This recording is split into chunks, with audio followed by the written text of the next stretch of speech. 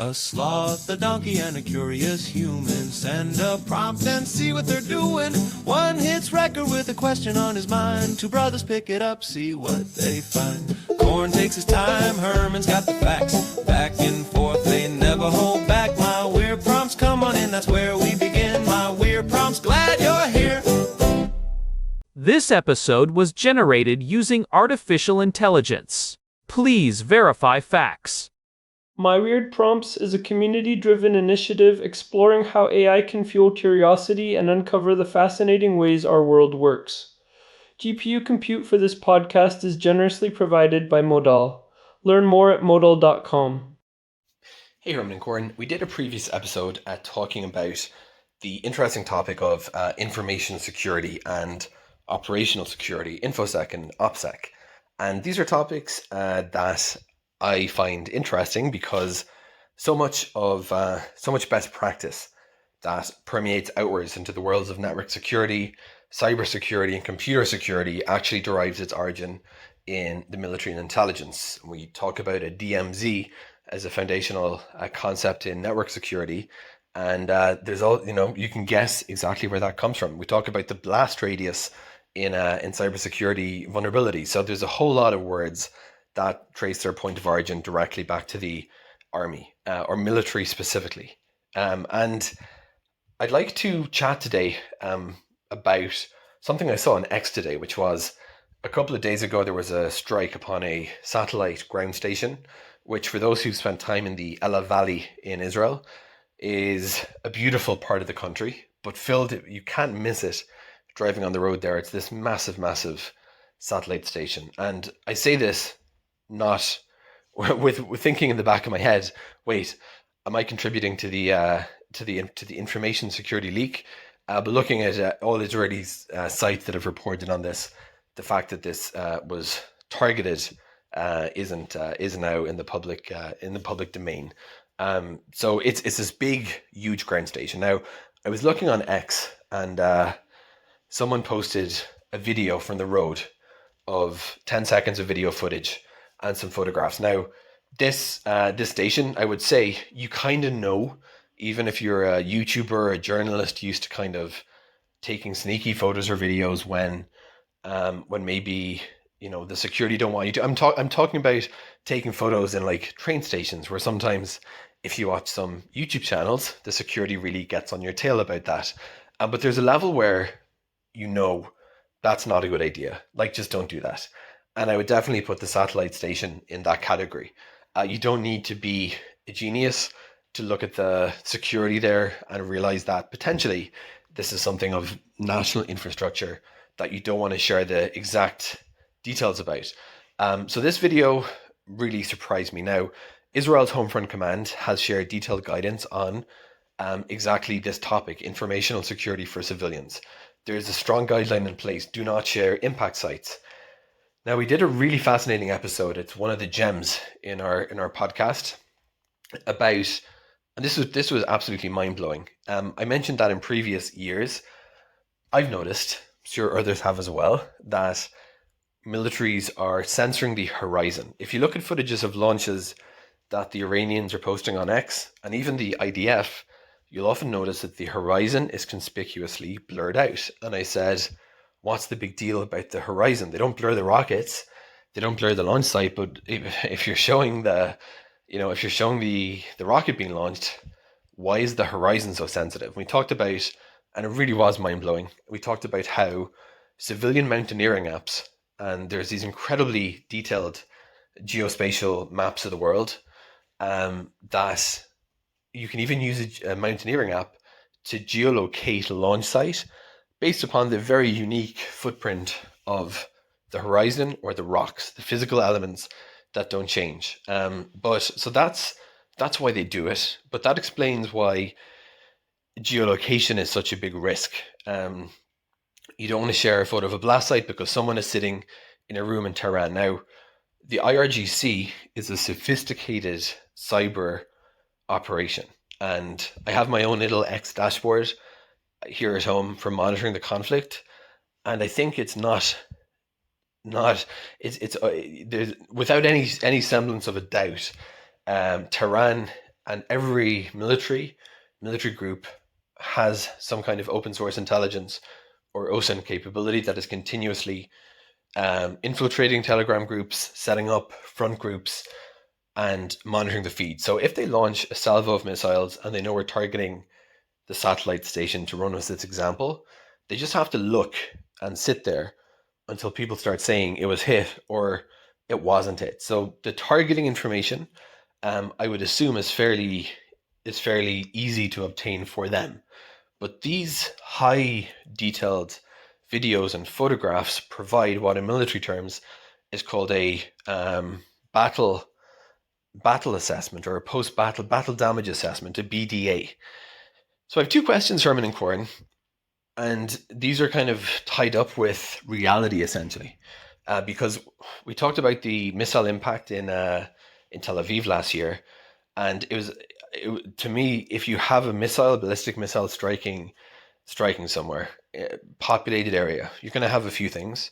Bystanders are going to start posting on X. The news is going to show up. And in Israel, we do have the safeguard with the military censor, but international media isn't necessarily restricted to that.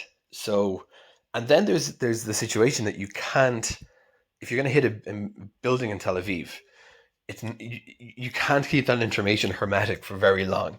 It's going to leak out. But so the geolocation aspect, I feel in one case, is actually the lesser threat. What makes me more uneasy about these images that I saw today is high resolution images where you see exactly how the satellite station held up. That's a different level of information. We're not talking about the geolocation anymore. That's a known entity. We're talking about exactly how the strike went. Can we see exactly what way it damaged? Now, two questions for you, Herman and Corin, from the OPSEC question that I feel like a lot of us maybe have wondered. Number one is, what kind of additional information in the world of intelligence and near real-time satellite imaging does this kind of information hand to the adversary? Because I feel like if we understood that better, we would be much more careful about taking it very seriously. And it is a criminal offense in Israel, by the way. Just want to point that out. But what exactly are the little details we might see? They're not going to get anything from this that they don't already know, that they might actually indeed get. Question number two, the statute of limitations, if you will, on information sharing like this. Is there a point in time, and I come back to the Tel Aviv example, in Israel, the censor lifts censorship typically fairly quickly. I'm talking maybe a day, a couple of days, and then it's fair game. Anyone, there was a strike. If it's censored in the first place, which in many cases it's not going to be, and it's fair game. You can show up with a telescopic lens if you want, take as many photos or high resolution videos as you want, do with them as you wish.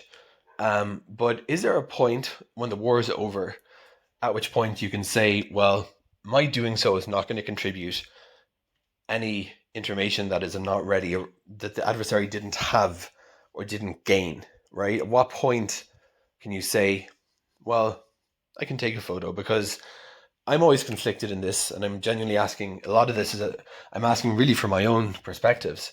You guys might know that I had a YouTube channel, and content creation is something that I feel like it's part of my almost responsibility as a human living in Israel. Look at what an Iranian ballistic missile did to Tel Aviv. Look at the damage in the building. But I, of course, wouldn't want to doing so to actually hand over clues. So that's my second question. If it's 6 months later, 9 months later, regardless of what the military says, the military censor, what do you think is the inflection point there? Over to you two. Hey everyone, welcome back to My Weird Prompts. We are coming to you from our home here in Jerusalem, and I have to say, the energy in the city has been something else lately. It is March 10th, 2026, and the air feels heavy with the weight of the last few weeks. I am Korn, and sitting across from me is my brother. Herman Poppleberry at your service. And you are right, Korn, it has been an intense time. Living here, you get used to the sounds of the city, the sirens, the low hum of drones, but when things happen in the periphery, like the recent events in the Gila Valley, it really changes the atmosphere. You can feel the tension in the grocery store, in the cafes, everywhere. It really does. And that brings us to today's topic. Our housemate Daniel sent us a prompt that is very close to home, both literally and figuratively. He was asking about the strike on the Gila Valley satellite ground station and the absolute flood of imagery that followed on social media. It felt like every person with a smartphone within a 10-mile radius was posting high-definition video to Telegram and X within minutes of the impact. Daniel always has his finger on the pulse of these technical overlaps. He wanted us to look at the actual intelligence value of all those ground-level photos and videos compared to what state actors are seeing from space. He is essentially asking, in an age of total orbital surveillance, does the citizen journalist on the ground actually provide anything new to an adversary? It is a great question because, on the surface, you might think that in 2026, with the sheer number of satellites we have overhead, a grainy telegram photo wouldn't matter much. We have constellations that can see through clouds. We have infrared. We have sub-meter resolution available to anyone with a credit card. But as we saw with the Ella Valley site, those photos became the primary way the public, and likely the adversary, understood the damage. And it is not just about seeing that something was hit. It is about the granularity. Today we are going to dive into what we call the Battle Damage Assessment Gap, or the BDA gap. We will look at why a smartphone in the hands of a bystander can sometimes be more dangerous than a billion-dollar satellite, and we will tackle the thorny question of the statute of limitations for this kind of information. Right? Because once that photo is out there, the cat is out of the bag. But does the danger of that photo expire? That is what we need to figure out. So, let's set the stage. The Gila Valley is this beautiful, historic area, but it houses some of the most critical communication infrastructure in the country. It is the gateway for international satellite traffic. When that strike happened, within minutes, we were seeing high-resolution video of the smoke, the craters, and even the specific buildings that were impacted. And that is the hook. For a long time, there was this idea of the fog of war. You hit a target, and then you have to wait for your own reconnaissance to tell you if you actually succeeded. You might have to wait hours for a satellite pass or risk a pilot's life for a flyover. But now, the target's own population provides that feedback loop in near real time. The fog of war is being burned away by the glow of smartphone screens. It is a complete shift in the paradigm. We talked a bit about this back in episode 779 when we discussed wartime operational security in the digital age, but the Gila Valley incident takes it to a new level because of the technical nature of the facility. This isn't just a hole in a road, it is a precision strike on a high-tech node. It really is. So let's jump into the first big question Daniel raised. What specific intelligence does this open source imagery provide that a satellite doesn't? Most people assume satellites see everything, but that is a huge misconception. We need to define the BDA gap. Right, let's bust that myth immediately. People think of satellites like the ones in movies where you can zoom in and read a license plate or see the brand of a watch in real time. But the reality of commercial and even most military surveillance is a bit different, isn't it? It is. Even the best commercial satellites, like those from Maxar or Planet, are generally capped at around 30 centimeters per pixel for public consumption. Now, military-grade stuff is better, maybe getting down to 10 or 15 centimeters, but you are still looking at things from a top-down perspective. If a missile hits the side of a reinforced concrete bunker, a satellite might just see a small scorch mark on the roof or some debris nearby. It cannot see through the roof to tell you if the internal server racks were destroyed or if the communication dish's feed horn was knocked out of alignment. That is the internal structural integrity piece. A satellite gives you the what, but the ground photo gives you the how much. If I am an adversary and I see a photo of the Gila Valley station, where the satellite dish is still standing, but the control room behind it has its windows blown out, and there is fire damage on the cable trays, that tells me a very specific story. It tells me the facility is functionally dead even if it looks structurally intact from space. Precisely. It tells you about the functional kill versus the structural kill. A satellite might see a building standing and assume the mission failed. But a ground-level photo showing internal electronic components spilled out onto the pavement confirms that the facility is offline, regardless of whether the walls are still up. That is a massive intelligence win for an adversary who is deciding whether to fire a second, very expensive missile. And there is also the metadata and the contextual multiplier. When someone posts a video to X or Telegram, they are often standing at a specific intersection. They are filming at a specific angle. If you are an intelligence analyst for an adversary, you can take that ground-level perspective and use it to calculate the exact point of impact and the angle of arrival of your munitions. Oh, absolutely. This is where the math gets really scary. If you have 3 different videos from 3 different angles in the Gila Valley, you can perform a basic triangulation. You can see exactly where the missile entered the building. If you know the entry point and you see the exit debris, you can calculate the fuse timing of the warhead. You can figure out if your weapon performed as expected against that specific type of hardened concrete. This is real-world testing data that an adversary would usually have to pay billions to acquire in a testing range, and we are giving it to them for free. That is something a satellite just cannot do. A satellite sees a hole. A ground photo shows you the thickness of the rebar that was snapped. It shows you the color of the smoke, which can tell you what kind of chemicals or fuels were burning. If the smoke is a certain shade of black, maybe you hit a backup generator's diesel tank. If it is blue or white, maybe you hit an electrical substation or a coolant line for the servers. And let's talk about the sensor fusion aspect. This is where the really high-level stuff happens. Adversaries aren't just looking at one photo. They are using artificial intelligence, specifically things like neural radiance fields, or NeurFs, to stitch together hundreds of social media clips into a 3-dimensional reconstruction of the site post-strike. They can basically walk through a digital twin of the damaged Gila Valley station. They can see which specific antenna feeds are broken and which ones might still be operational. It is like giving the enemy a free damage report and a blueprint for the next attack. If they see that the primary data link was missed by 5 meters, they just adjust their coordinates for the next round. It shortens their OODA loop, that observe, orient, decide, and act cycle to almost nothing. In the past, that cycle might take days. Now, it takes minutes. You mentioned the OODA loop, and that is critical. In the past, if you wanted to do a second strike, you had to wait for a satellite to pass over, which could take hours or even days depending on the orbit and the cloud cover. If it is a cloudy day over the Gila Valley, optical satellites are useless. Synthetic aperture radar, or SAR, can see through clouds, but it is very difficult to interpret. It looks like a mess of black and white speckles to the untrained eye. Right. I remember you explaining SAR before. It is basically bouncing radio waves off the ground, but it creates all these weird shadows and reflections, especially around metal structures like satellite dishes. It is called layover and multipath interference. A SAR image of a satellite dish might look like a distorted blob because the metal reflects the radar waves in multiple directions. It is like looking at a funhouse mirror. But a teenager with an iPhone 17 doesn't have that problem. They have a clear, high-definition optical view that is unaffected by radar shadows. They are providing the ground truth that clears up all the ambiguity of the orbital data. So, essentially, the ground-level imagery acts as the verification layer for the orbital layer. It turns a guess into a certainty. And I think there is another point here about serial numbers and equipment types. We saw some photos from the Gila Valley that were close enough to see the branding on some of the destroyed hardware. That is a huge one. If you can see that a specific type of high-end router or a specific model of satellite transceiver was destroyed, you now know exactly what the lead time is for a replacement.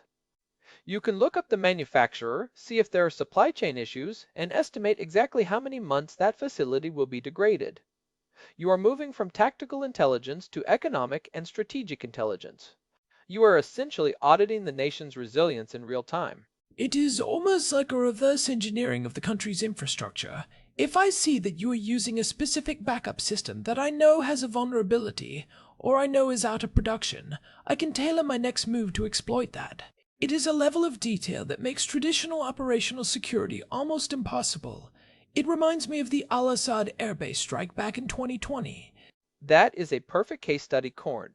When Iran struck the Al-Assad airbase in Iraq, the initial satellite photos showed holes in the roofs of several hangars. People thought, okay, they hit some buildings.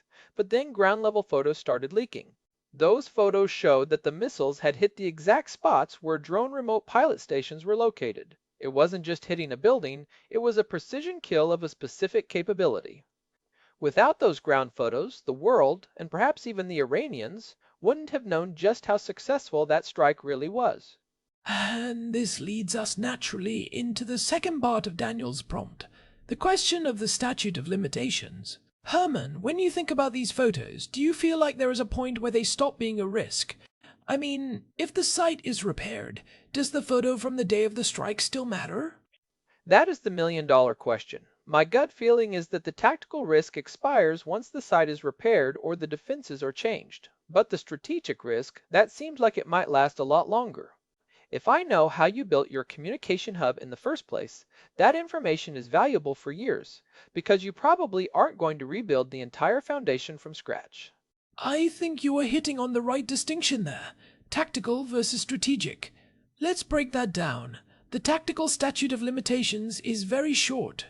If a photo shows where a gap in the fence is, or where a specific battery of interceptors is located, that risk is immediate.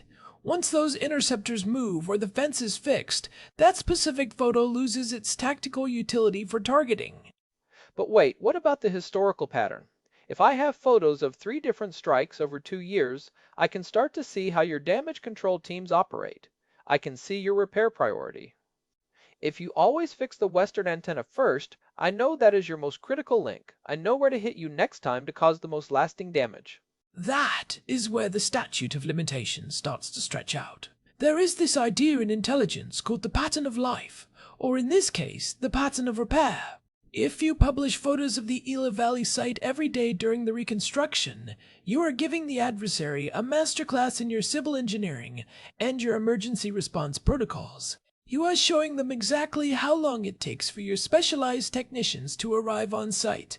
Are they coming from Tel Aviv? Are they coming from Haifa? The metadata tells the story. So, in that sense, the publication of images never really ceases to be a security risk. It just transitions from one type of risk to another. Even 10 years from now, a researcher for an adversary could look back at the Ela Valley photos to understand the structural weaknesses of that specific facility's design. They can see where the load-bearing walls were, where the power conduits ran. Unless you tear the whole thing down and start over, those photos are a permanent vulnerability. And we have to consider the psychological aspect too. In a conflict zone, especially here in Israel, the image is a weapon. The adversary wants to show that they can hit high-value targets. When civilians post those high-res photos of the damage, they are inadvertently participating in the adversary's psychological warfare campaign. They are validating the enemy's narrative of success. It is a form of proof of work for the attacker. It is the first to post culture. Everyone wants to be the one to share the breaking news. We saw this in Ukraine too, but the policy there is much stricter. The Ukrainian government basically made it a crime to post photos of strike sites in real time. They realized very early on that Russian artillery was using telegram posts to adjust their aim. They were literally using the likes on a photo as a metric for their accuracy. And that is a very different approach than what we see in other parts of the world. In Israel, there is a tension between the military censor and the sheer speed of the internet. The censor can tell the news stations what not to show, but they can't stop 100,000 people on Telegram. It is a total loss of control. It really is. I think the statute of limitations for a strike photo is actually tied to the life cycle of the technology at the site. If the Ela Valley station gets a total technological overhaul in 5 years, then the photos of the old server racks from today become less relevant. But until that happens, those photos are a living map of the facility's guts. I would even argue that the risk increases over time as AI tools get better.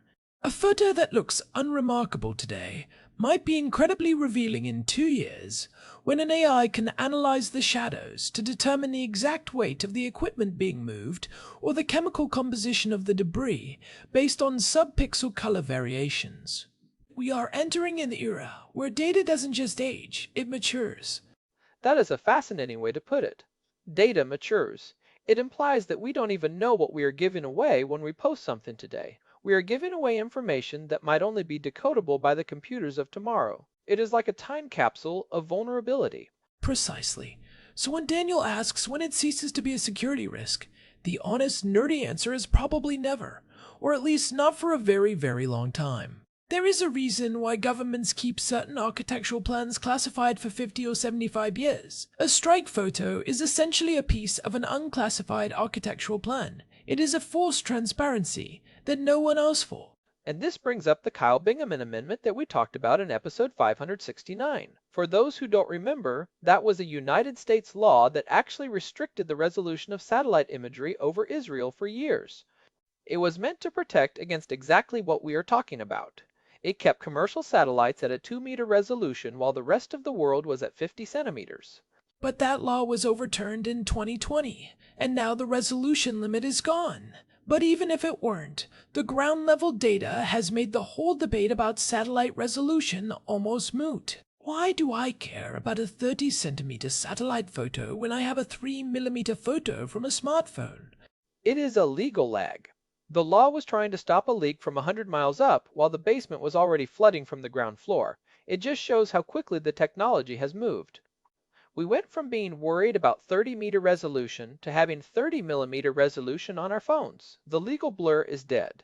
It really highlights the shift from security through denial of information to security through resilience. If you can't hide the damage, you have to be able to absorb it and recover faster than the enemy can exploit the data.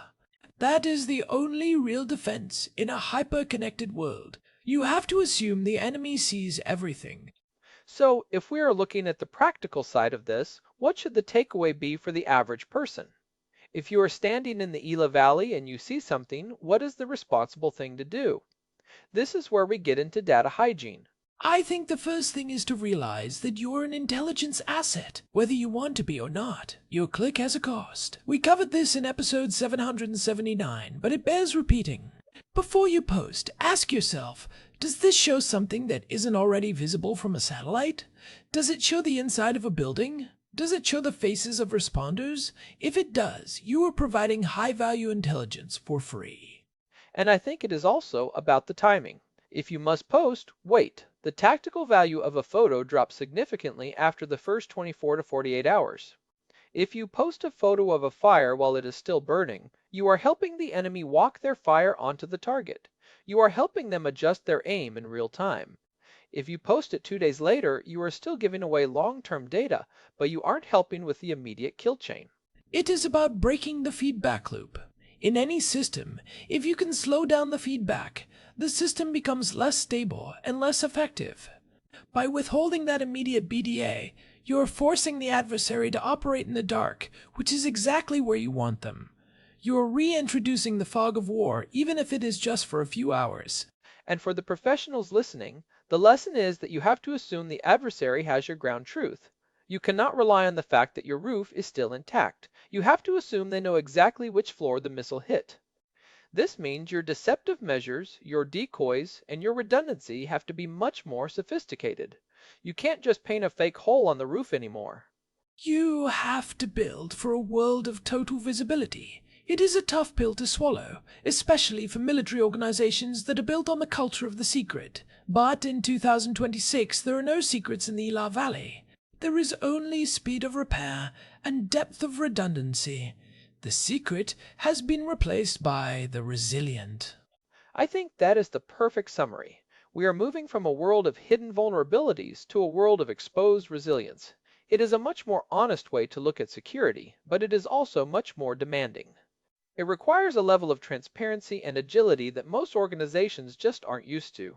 It really is, and it makes me wonder what the next frontier is. If the ground is always visible, do we start moving things underground? Or do we start using more advanced electronic warfare to spoof the sensors on the ground?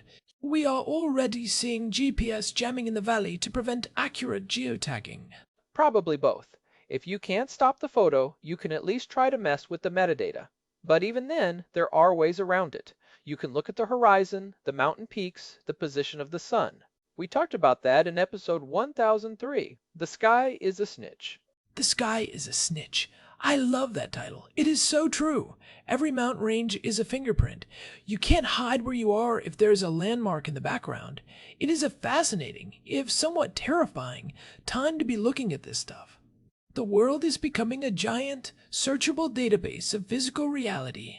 It really is. And I think Daniel's prompt really highlighted why this matters right now. The Gila Valley strike wasn't just a kinetic event, it was a massive data event. It was a test of how a modern society handles the immediate exposure of its critical vulnerabilities. It was a live fire exercise in open source intelligence. And I think, overall, we are still learning. The instinct to share is so strong, but the need for security is so fundamental. Finding that balance is going to be one of the defining challenges of the next decade. How do we remain a free, open society while acknowledging that our openness is being weaponized against us? Well said, Corn. I think we have really unpacked the layers of this one. From the resolution of SAR satellites to the tactical OODA loop of a missile strike, it all comes back to the fact that information is the new high ground.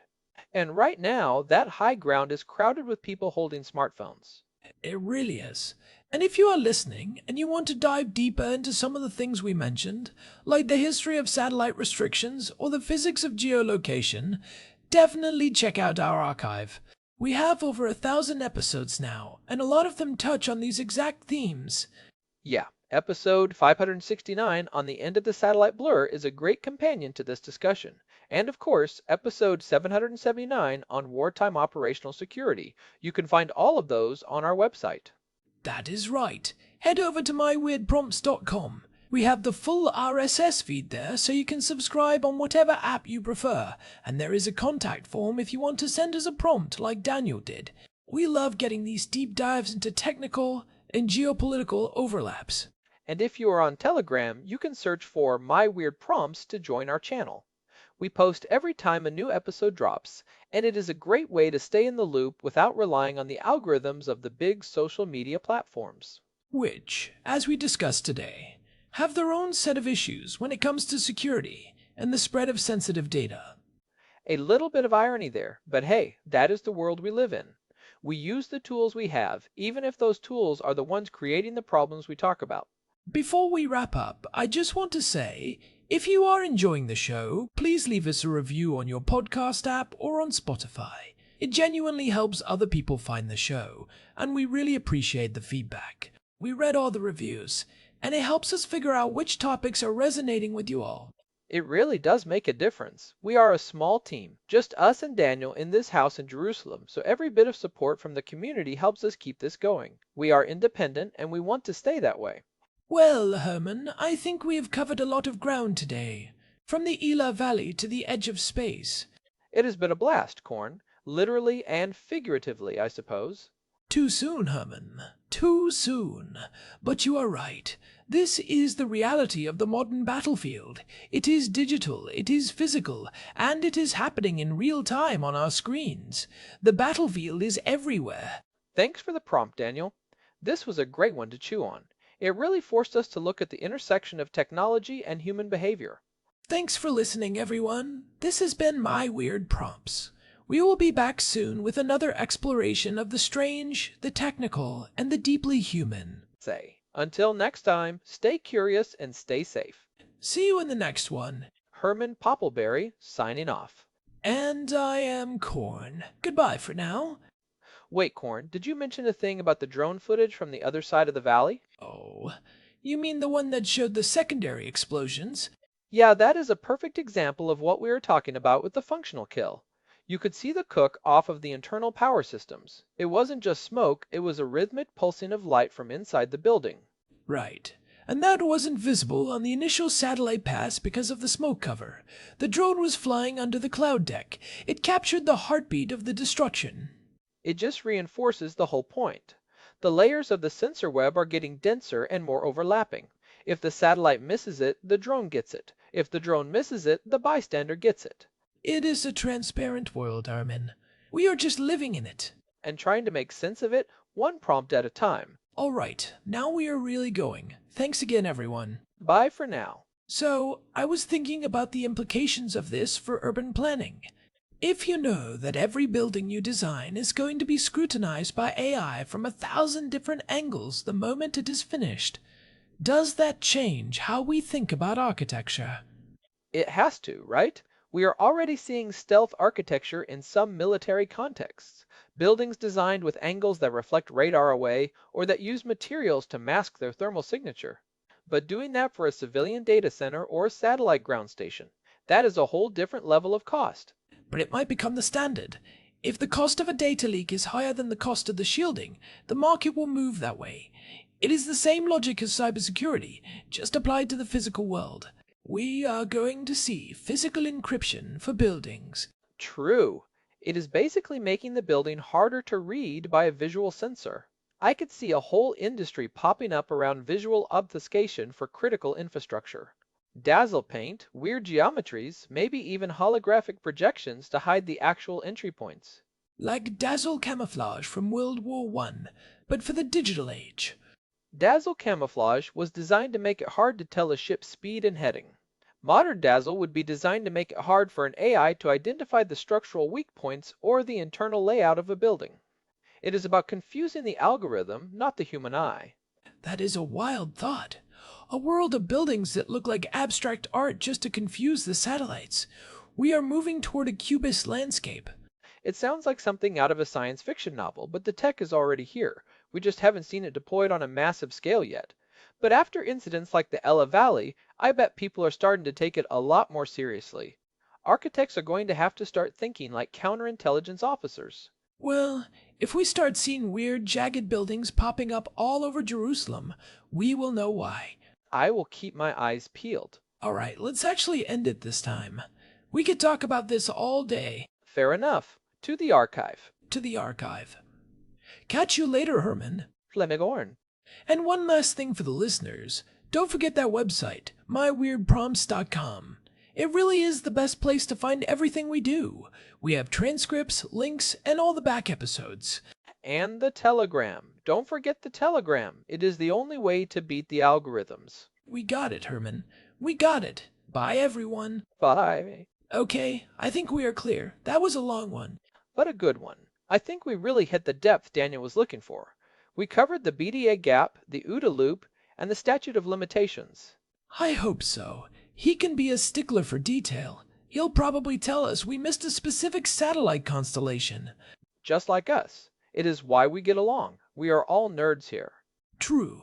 All right, let's go get some coffee. I need to clear my head. I'm in. My treat. You know, I was reading this paper the other day about how they are using reflection off of windows to reconstruct what is happening inside a room. Oh, the visual microphone thing? Where they can hear speech by looking at the vibrations of a potato chip bag through a window. Imagine that being used in a strike zone. You wouldn't even need to see the damage. You could just hear the structural groans of the building from a mile away and know exactly where the internal supports are failing. That is terrifying. It turns every shiny surface into a listening device. Let's talk about that in the next episode. Deal. Coffee first, though. Coffee first. Always. See ya. See ya. And thanks again to all our regulars for sticking with us. We know we have been doing this for over 1,000 episodes, and your support means the world. It is amazing to see how this community has grown. It really does. 10 years and counting, right? From a tiny bedroom in London to a house in Jerusalem. Something like that. It is a long time in internet years. We are basically dinosaurs. Well, here is to 1,000 more. If the satellites don't get us first. Or the potato chip bags. Haha, true. All right, signing off for real now. Bye. Goodbye.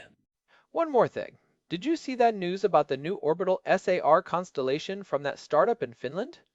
They are claiming sub-10 centimeter resolution.